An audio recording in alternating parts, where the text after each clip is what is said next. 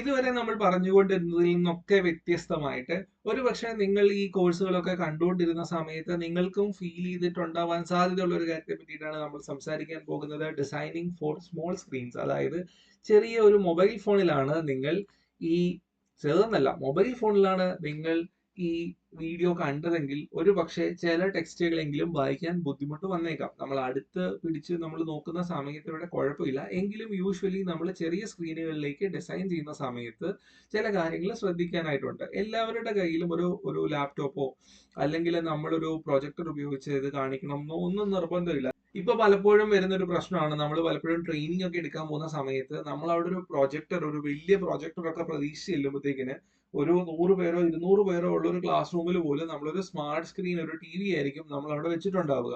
അപ്പോൾ ഒരു പ്രൊജക്ടറിൽ നിന്ന് മേ ബി അതിന്റെ ഒരു മൂന്നിലൊന്നോ നാലിലൊന്നോ സൈസ് മാത്രമേ നമുക്കൊരു സ്മാർട്ട് ടി വിക്ക് സൈസ് ഉണ്ടാവാൻ സാധ്യതയുള്ളൂ. അപ്പോൾ ഒരു വലിയ ഹോളിൽ നമ്മൾ ഇതുപോലൊരു ടി വി കൊണ്ട് വെച്ച് കഴിഞ്ഞാൽ ആദ്യം ഇരിക്കുന്ന കുറെ റോ കഴിയുമ്പോൾ ആൾക്കാർക്ക് ഇതൊന്നും കാണാൻ പറ്റില്ല. അപ്പോൾ നമ്മൾ ഡിസൈൻ ചെയ്യുമ്പോൾ ഈ കാര്യങ്ങൾ മുൻകൂട്ടി അന്വേഷിക്കണം, അതിനനുസരിച്ച് വേണം ചെയ്യാൻ വേണ്ടിയിട്ട്. സോ രണ്ടാമത് നമ്മൾ ചെറിയ സ്ക്രീനിൽ ഇത് ഉപയോഗിക്കുന്ന സമയത്ത് ഇപ്പൊ ക്ലാസ് കഴിഞ്ഞാൽ പോലും, ട്രെയിനിങ് കഴിഞ്ഞാൽ പോലും, ലെക്ചർ കഴിഞ്ഞാൽ പോലും ചിലപ്പോൾ നമ്മൾ നമ്മളുടെ പ്രസന്റേഷൻസ് ഒക്കെ പല മീഡിയത്തിലൂടെ ഷെയർ ചെയ്ത് കൊടുക്കാൻ സാധ്യതയുണ്ട്. അപ്പോൾ ആ പി പി ടി പിന്നെയും യൂസ് ചെയ്യുന്ന സമയത്തും ഇതുപോലെ ഒരു റീഡബിലിറ്റി ഇഷ്യൂ ഉണ്ടാവാൻ സാധ്യതയുണ്ട്. മൂന്ന്, നമ്മൾ ഇതിങ്ങനെ ചെയ്യുന്ന സമയത്ത് സ്മോൾ സ്ക്രീനിൽ വരുന്ന പ്രശ്നം എന്താ, കൃത്യമായിട്ട് വായിക്കാൻ പറ്റില്ല, ചില സാധനങ്ങളൊക്കെ കട്ട് ചെയ്ത് പോകാൻ സാധ്യതയുണ്ട്, ചിലപ്പോൾ ഒരുപാട് കാര്യങ്ങൾ ഒരുമിച്ച് നിൽക്കുന്നതായിട്ട് തോന്നാറുണ്ട്. അപ്പൊ അങ്ങനെയാണെങ്കിൽ നമ്മൾ മൊബൈൽ ഫ്രണ്ട്ലി ആയിട്ട് നമുക്ക് എങ്ങനെ ഡിസൈൻ ചെയ്യാം എന്നുള്ളത് നോക്കാം. ഇത്രയുമാണ് ഇതിലെ പ്രധാനപ്പെട്ട കാര്യങ്ങൾ. അതായത് മൊബൈൽ ഫ്രണ്ട്ലി ഡിസൈൻ പ്രിൻസിപ്പിൾസിൽ phone size, visual spacing, contrast and readability, ഈ മൂന്ന് കാര്യങ്ങളാണ് ശ്രദ്ധിക്കേണ്ടത്. ഇത് ഞാൻ ഈ ആനിമേഷൻ ഒക്കെ ആഡ് ചെയ്തിട്ടും വളരെ പെട്ടെന്ന് കാണിച്ച് എന്താണെന്ന് വെച്ച് കഴിഞ്ഞാൽ, ഇത് ഇങ്ങനെ കാണിച്ചു കഴിഞ്ഞാൽ നമുക്ക് വായിക്കാൻ ഭയങ്കര ബുദ്ധിമുട്ടായിരിക്കാം.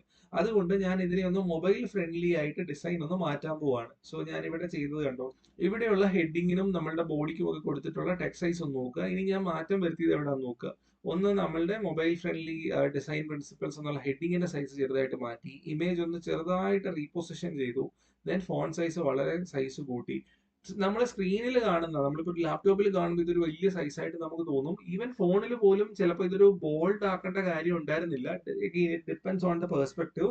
ഞാൻ ജസ്റ്റ് വിഷ്വലി ഒരു ഡിഫറൻസ് കാണാൻ വേണ്ടിയിട്ട് ഒരു ഇത്തിരി ഓവറായിട്ട് ചെയ്തിട്ടുണ്ടെന്നേ ഉള്ളൂ.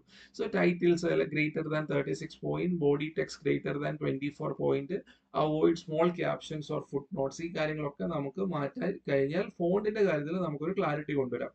രണ്ടാമത്തേത് നമ്മുടെ വിഷ്വൽ സ്പേസിംഗ് ആണ്. അതായത് ചെറിയ സ്ക്രീനിലാകുമ്പോൾ നമ്മൾ കൂടുതൽ വൈറ്റ് സ്പേസ് ഉപയോഗിക്കണം. നമ്മൾ വലിയ സ്ക്രീനിൽ വരുന്ന സമയത്ത് നമുക്ക് കുറച്ചുകൂടി എന്താ പറയുക, കാണാൻ വലിയ സ്ക്രീനിൽ വരുന്ന അതേ സാധനം ചെറിയ സ്ക്രീനിലേക്ക് കൊണ്ടുവരുമ്പോൾ നമ്മൾ കുറച്ചുകൂടി വൈറ്റ് സ്പേസിൽ കൺസിഡറേഷൻ കൊണ്ടുവരണം. അതായത് നമ്മൾ ഇവിടെ കണ്ടിരുന്ന സാധനം ഇതേപോലെ തന്നെ നമ്മൾ ചെറിയ സ്ക്രീനിലേക്ക് സൈസ് കൂട്ടിക്കഴിഞ്ഞാൽ അത് ഭയങ്കര ക്രാംഡ് ആയിട്ട് നിൽക്കും. അതുകൊണ്ടാണ് മൂന്ന് പോയിന്റ്സിനെ 3 സ്ലൈഡുകളിലേക്ക് മാറ്റാൻ വേണ്ടി തീരുമാനിച്ചത്. സോ സെപ്പറേറ്റ് സെക്ഷൻസ് ക്ലിയർലി, ഒരു സ്ലൈഡിൽ നമ്മൾ ഒരു ഐഡിയയിലേക്ക് സ്റ്റിക്ക് ചെയ്യുക. അഗെയിൻ ഞാൻ പറഞ്ഞ കാര്യം തന്നെ. മൂന്നാമത്, നമുക്ക് ഇപ്പൊ ഇതിനോട് വരുന്ന സമയത്ത് നമുക്ക് ഇമേജസ് വേണമെന്ന് മാറ്റി കൊടുക്കാം. അതായത് നേരത്തെ ഉണ്ടായിരുന്ന ഇമേജ് മാറ്റി ഒരു ഡിഫറൻസ് ഒക്കെ വേണമെങ്കിൽ കൊടുക്കാൻ സാധിക്കും. മൂന്നാമത്തേത് നമ്മൾക്ക് കോൺട്രാസ്റ്റ് ആൻഡ് റീഡബിലിറ്റി, അതായത് ഹൈ കോൺട്രാസ്റ്റ് ബാക്ക്ഗ്രൗണ്ട് കൊടുക്കുക. പക്ഷെ അപ്പോഴും നമ്മളൊരു ബാക്ക്ഗ്രൗണ്ടിൽ ഒരു ടെക്സ്റ്റേർഡ് ഇമേജോ അല്ലെങ്കിൽ നമുക്കൊരു ഫോട്ടോ ബാക്ക്ഗ്രൗണ്ടോ ഒക്കെ കൊടുത്താൽ ചിലപ്പോൾ ടെക്സ്റ്റിന്റെ റീഡബിലിറ്റി ഭയങ്കരമായിട്ട് മാറാൻ സാധ്യതയുണ്ട്. ഇപ്പൊ ഇവിടെ ഈ സ്ലൈഡിനെ തന്നെ ഞാൻ നേരെ ഇതിന്റെ ബാക്ക്ഗ്രൗണ്ട് കളർ വൈറ്റ് ആണ്, ഇതിനെ ഞാനൊന്ന് ബ്ലാക്ക് ആക്കി മാറ്റിയാൽ എന്ത് സംഭവിക്കുമെന്ന് നമുക്ക് നോക്കാം. അപ്പൊ ഇവിടെ ഒരു പ്രശ്നം വന്നു. ഒന്നാമത്തെ പ്രശ്നം എന്ന് പറഞ്ഞു കഴിഞ്ഞാൽ ഇവിടെ ഈ ഒരു ബോക്സിൽ ഈ പടം നിൽക്കുന്നു എന്നുള്ളതാണ്. ഇവിടെ വൈറ്റ് ബാക്ക്ഗ്രൗണ്ട് ആയിരുന്നത് കൊണ്ട് ഈ പടത്തിന്റെ ബാക്ക്ഗ്രൗണ്ടും വൈറ്റ് ആയിരുന്നുകൊണ്ട് നേരെ അതിനെ ബാക്കിലേക്ക് സെൻഡ് ചെയ്താൽ മാത്രം മതിയായിരുന്നു, ടെക്സ്റ്റിലൊന്നും ഓവർലാപ്പ് ചെയ്യാതെ നിൽക്കുമായിരുന്നു. പക്ഷെ ഇവിടെ വന്നപ്പോഴത്തേക്കിന് ഇതൊരു പ്രശ്നമായിട്ട് മാറി. രണ്ടാമത്തേത്, നമ്മളുടെ ടെക്സ്റ്റ് എന്ന് പറയുന്നത് ബ്ലാക്ക് കളറിലാണ്. ഇവിടെ ബാക്ക്ഗ്രൗണ്ടും ബ്ലാക്ക് ആയപ്പോഴത്തേക്കും ഇത് കാണാനേ പറ്റുന്നില്ല. ഹെഡിങ് ബ്ലൂ കളർ ആയിരുന്നു, അത് ഇവിടെ റീഡബിൾ ആണ്, പക്ഷെ എന്നാലും അത് കറക്റ്റ് കളർ അല്ല.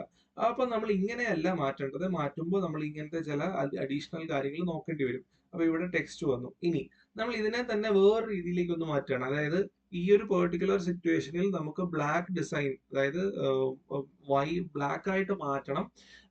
ബാക്ക്ഗ്രൗണ്ട് പക്ഷെ നമുക്ക് ഇമേജിന്റെ ബാക്ക്ഗ്രൗണ്ട് മാറ്റാൻ പറ്റില്ല എന്ന് വിചാരിക്കുക. അതിലൊക്കെ ബാക്ക്ഗ്രൗണ്ട് മാറ്റാൻ ഇപ്പോൾ ടൂൾസ് ഒക്കെ ഉണ്ട്, എളുപ്പമാണ്. അല്ലെങ്കിൽ നമുക്ക് ബാക്ക്ഗ്രൗണ്ട് ട്രാൻസ്പെറന്റ് ആയിട്ടുള്ള ഇമേജുകൾ നമുക്ക് ഡൗൺലോഡ് ചെയ്യാൻ കിട്ടും. എന്നാലും നമ്മൾ അത് തന്നെ ഉപയോഗിക്കുന്നുണ്ടെങ്കിൽ നമുക്ക് ഇത് പവർ പോയിന്റ് തന്നെ സജസ്റ്റ് ചെയ്തിട്ടുള്ള ഒരു ഡിസൈൻ ആണ്, നമുക്ക് ഇത് ഉപയോഗിക്കുക. അപ്പൊ ഇവിടെ വന്നപ്പോഴത്തേന് നമ്മൾ അതിനെ ആ ഒരു ഡിസൈനിലേക്ക് കോൺട്രാസ്റ്റ് ആൻഡ് റീഡബിലിറ്റി നമ്മൾ വൈറ്റ് കളറിലേക്ക് ഫുള്ള് കൊണ്ടുവന്ന് അത് സെറ്റ് ചെയ്തു.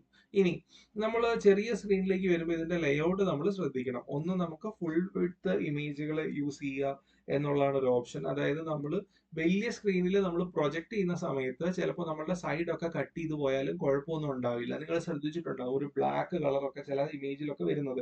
അവിടെ കുഴപ്പമില്ല. കാരണം എന്താ, അതിന്റെ ബാക്കിയുള്ള സൈഡൊക്കെ ചിലപ്പോൾ ബ്ലാക്ക് ഒക്കെ ആയിരിക്കും. നമുക്കതൊരു സപ്പോർട്ടായിട്ട് ചിലപ്പോൾ ആക്ട് ചെയ്യുകയും ചെയ്യും. പക്ഷെ മൊബൈലിൽ വരുന്ന സമയത്ത് അങ്ങനെ ബ്ലാക്ക് വരുന്നത് അത്ര സുഖമുള്ള ഒരു കാര്യമല്ല. നമ്മൾ മൊബൈലിൽ സിനിമയൊക്കെ കാണുമ്പോൾ എക്സ്ട്രാ പാച്ചുകളൊന്നും ഉണ്ടാകാറില്ല. ശ്രദ്ധിച്ചിട്ടുണ്ടോ? നേരെ നമ്മളുടെ സ്ക്രീനിൽ ഫുൾ ആയിട്ടാണ് നമ്മൾ മൂവി കാണുക. അതേപോലെ ഇമേജസും വരണം. രണ്ട്, നമ്മൾ ബുള്ളറ്റ് പോയിന്റ്സ് മാക്സിമം കുറയ്ക്കുക. ഈവൻ നമ്മളുടെ മെയിൻ സ്ലൈഡിൽ തന്നെ നമ്മൾ ബുള്ളറ്റ് പോയിന്റ്സ് കുറയ്ക്കണമെന്ന് പറഞ്ഞു. അപ്പൊ നമ്മൾ മൊബൈലിലേക്ക് വരുന്ന സമയത്ത് നമ്മൾ കുറച്ചുകൂടി അത് കുറയ്ക്കുക. നമുക്ക് വലിയ പാരഗ്രാഫിനെ ഐക്കൺസ് ഒക്കെ ഉപയോഗിച്ച് ഷോർട്ട് ആയിട്ട് കൺവേർട്ട് ചെയ്യാം.